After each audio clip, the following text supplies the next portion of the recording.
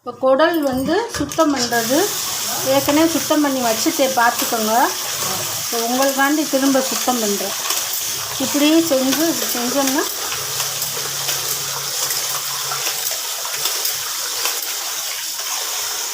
இந்த கழிவு பூரா வந்துடும்.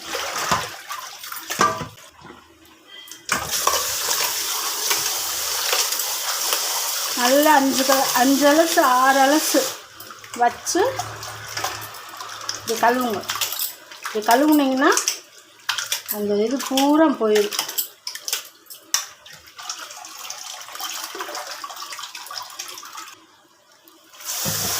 அடுத்து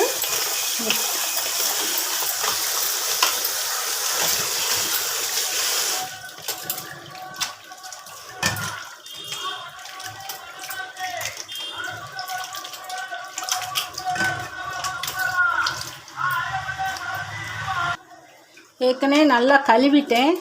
உங்களுக்காண்டி கழுவி காட்டுறேன். எங்கள் பாட்டி வந்து இதை எடுக்க விட மாட்டாங்க. இப்படி லேசானதாக வெள்ளையாக இருக்கிற பார்த்து குடலை வாங்குவாங்க. இதை எடுத்தால் சத்து இருக்காது அப்படின்னு சொல்லி எடுக்க விட மாட்டாங்க. பார்த்துக்கோங்க.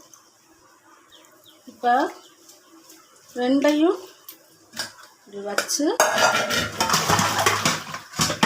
நல்லா வடிகட்டணும். தண்ணி வடியட்டும். பெருஞ்சீரகம் போட்டு தக்காளி, வெங்காயம், பச்சை மிளகாய். தக்காளி, வெங்காயம், சின்ன வெங்காயம் நறுக்குனப்பா. தக்காளி, வெங்காயம் வதக்கிக்கோங்க. வதக்கிட்டு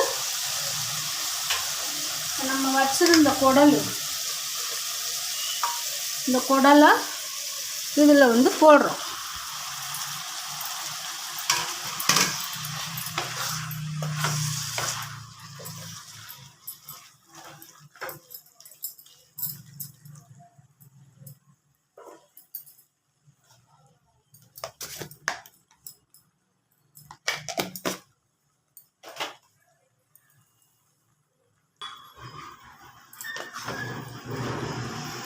நல்லா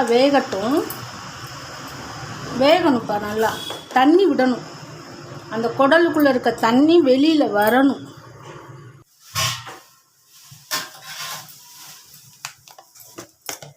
இஞ்சி வெள்ளைப்பூடு 1 ஸ்பூன் போட்டுக்கோங்கப்பா. கூட நல்லாவே போட்டுக்கோங்க. குடல் தான் வாடை இல்லாமல் இருக்கும். பாருங்கள், தண்ணியே ஊற்றலை நம்ம. அதுலேயே இவ்வளவு தண்ணி வருது. நம்ம தண்ணியே விடலை. எவ்வளவு தண்ணி வந்துருச்சு பாருங்க. இந்த இவ்வளவு தண்ணி இன்னும் நல்லா வேகட்டும். சுருள் அந்த கவுச்சி வாடை போகவும் நம்ம மசாலா போடுவோம். 6 ஸ்பூன் மல்லிப்பொடி எல்லாம் கலந்தது. கறி மசால் பொடி 2 ஸ்பூன் மிளகா பொடி. இதுதான் அளவு. கூட உரப்பு வேணும்னா கூட போட்டுக்கோங்க. ஆள் கூட இருக்காங்க அப்படின்னா கூட பொடி போட்டுக்கோங்க. வீட்டில் அதிகமான ஆள் இருக்காங்க அப்படின்னா நம்ம இன்னும் கொஞ்சம் பொடி போட்டுக்கலாம்.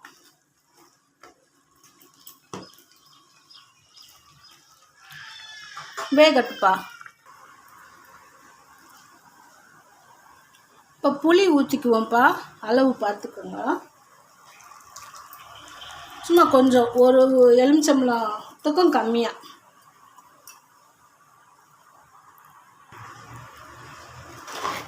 லைட்டாக புளிப்பு அடிக்கணும். அப்போ அந்த கவுச்சி ஸ்மெல் வந்து வராது.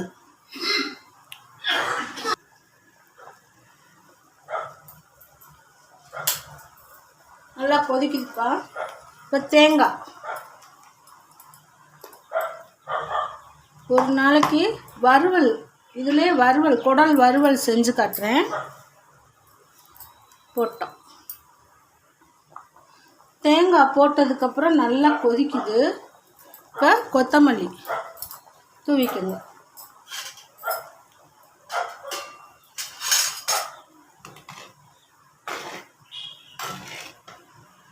குடல் நல்லா வெந்திருக்குப்பா. இந்த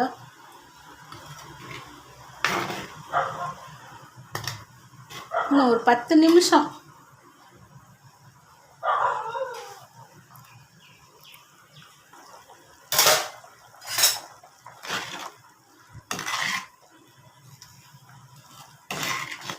நல்லா வெந்துருச்சுப்பா. அப்படியே கொஞ்ச நேரம் ஜிம்மில் வச்சுருவோம், தீயை குறைச்சி. போதும்ப்பா.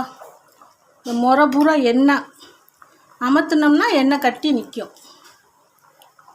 இதுதான் குடல் குழம்பு. மதுரை உங்கள் அண்ணி குடல் குழம்பு பார்த்துக்கோங்க.